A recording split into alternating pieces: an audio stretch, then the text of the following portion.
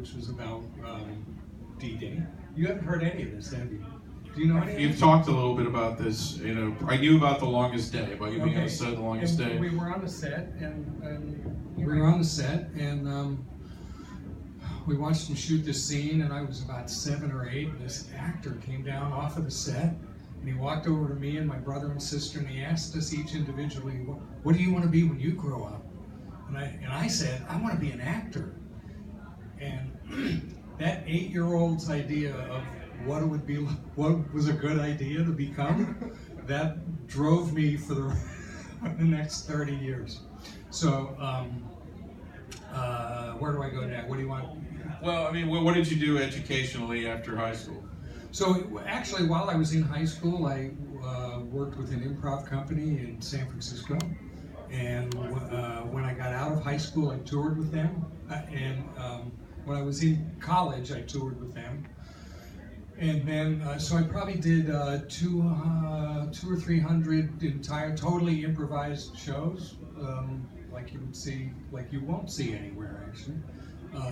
And then I got a job in a play called One Flew Over the Cuckoo's Nest. I did 3 national tours of that. That landed me in New York, where I studied with Uta Hagen, who you haven't heard of, but all the actors of my generation were dying to get into her class, and I did. And that's what I did. That's what happened after college. And so, how did you jump from that to appearing in this now seminal film? Well, this is a well-told story. But in case you haven't heard, has anybody not heard this story? This is a great story. I was actually living with a really wealthy woman on the East Side, and we had a place in Connecticut to escape to from when it was all steamy and hot and stinky in New York in the summer. And we were just about to go there when this casting director called me and said, asked me if I was available, and I said yes. And he said, are you available for like 3 weeks or a month? I said yes. He said, will you go to South America? I said yes. He said, get over here as soon as you can. And I said, but who am I? What am I auditioning for? And he said, it doesn't matter. Just come here. It was a Friday afternoon, so I ran across town and I got there, and there was an Italian guy with a picture of somebody else, and he looked at my picture, and he said, and he looked at my resume, and he said, oh, you've done these things. I've done some soap operas and stuff. And then he said, what size shoes do you wear? And I said, 10 and a half. And he goes, oh, why don't you wait in the other room? So I did. And about a half an hour later, they came in and said, we want to book you for this. And there was another actor. He quit. And they didn't want to buy the costumes again. And you have the right size feet. So I've done 300 totally improvised shows, 3 national tours, One Flew Over the Cuckoo's Nest, 4 years of college, every play in high school, and studying with one of the most famous acting teachers in New York, and I got this job because I had the right size feet. This guy didn't have a copy of the script, and he actually didn't know the name of the movie, and the only thing he knew was where I was supposed to show up and when. And that's how I got into this movie. Do we want more of that story? I mean, it's a good story. Well, you said there were some things you wanted to deep dive on. Things that we haven't gotten into before. I mean, what? Eventually, you don't just get there's a gap in the story as it's been told. I mean, you can't possibly have just gotten on a plane and headed straight to the Amazon upon being cast in this movie. I mean, it couldn't have been quite that simple. It was that simple. You just got on a plane and headed right to the Amazon. Well, not from the casting office. That was Friday. On Monday morning, I got on a plane and went to Bogota.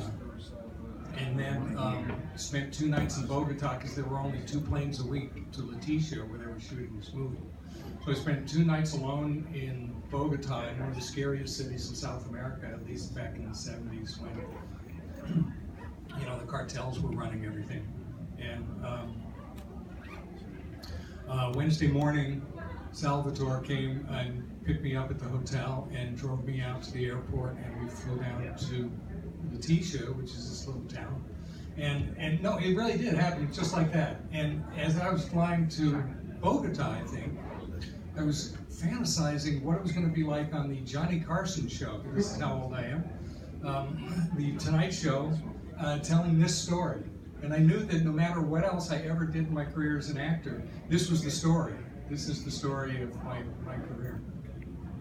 Well, there's some sort of connection between the Italian film industry of the time and the New York XXX pornography scene at the time. In a fair number of Italian genre movies made right around that time, you'd see appearances from cameo appearances or bigger roles from American hardcore actors, usually East Coast hardcore actors. And Cannibal Holocaust has at least two actors who were in hardcore, Perry Perkinen and of course Robert Kerman.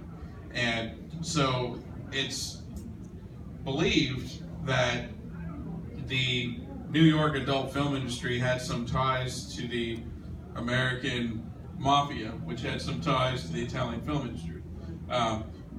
Were you aware at any point of the fact that two of the co-stars in the movie were adult film stars while you were making the movie, or did you know that there was any connection between those two worlds? No.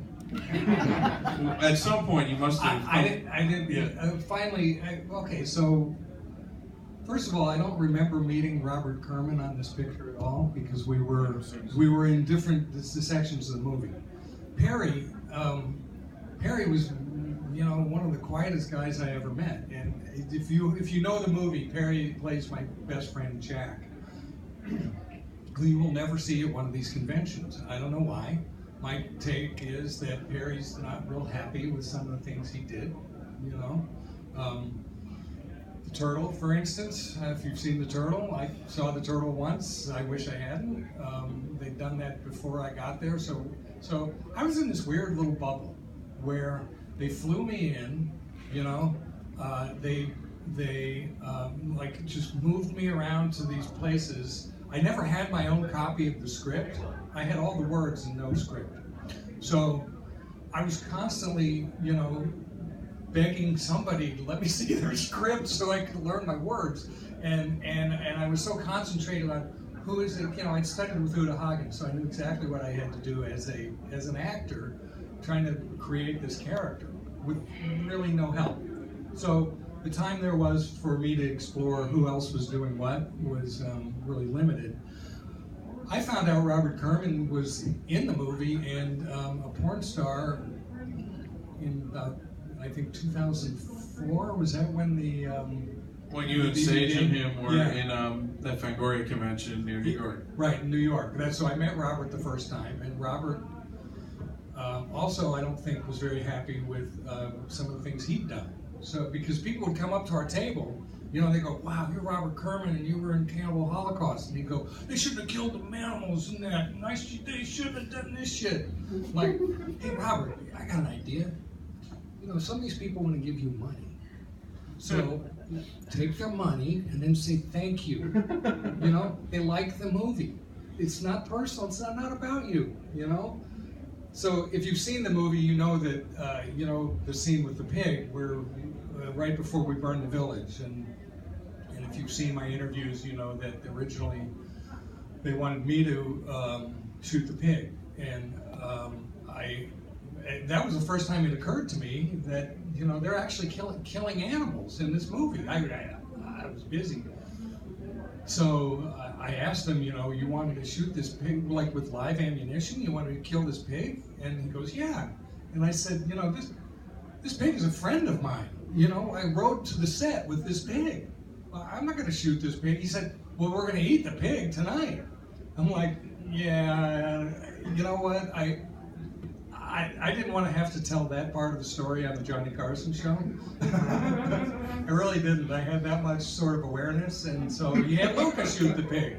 And Luca grew up on a farm. It's not a problem for Luca. It's not a moral issue for him, For me, it was. So there's a lot I didn't know, And as I mentioned to you earlier today, there's a book by Callum Waddell about this movie, and he asked me to write an introduction to it. And right before this, I started rereading my introduction. Wow, I wonder who wrote that. That was pretty good. But what I learned about this movie from that book is the rest of the story, because I really was so focused. So you weren't aware of like the Italian Mondo filmmakers who probably would show up to film an execution, and if there wasn't an execution that day, would maybe pay to have the execution happen a day early, that kind of thing. No. So I mean that your character is based off of that type of filmmaker. Thank you for telling me. But so you didn't know that while you're making this movie?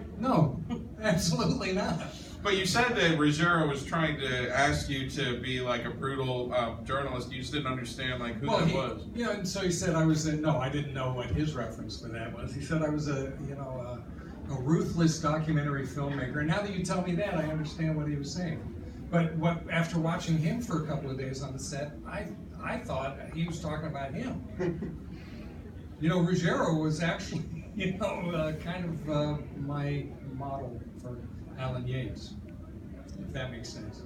It wasn't that small of a crew, and there couldn't have been that much unwillingness or regret on the actual set in regards to the animals. I mean, am I correct in assuming that while the animals were actually being killed on set, most of the people involved really weren't too upset by it? So I think the crucible of it all came with the monkeys, and the monkeys, when they did the monkeys, was when everybody had to decide: are we going to care or not? What are we going to do about this? Because there was talk then about going on strike of some sort.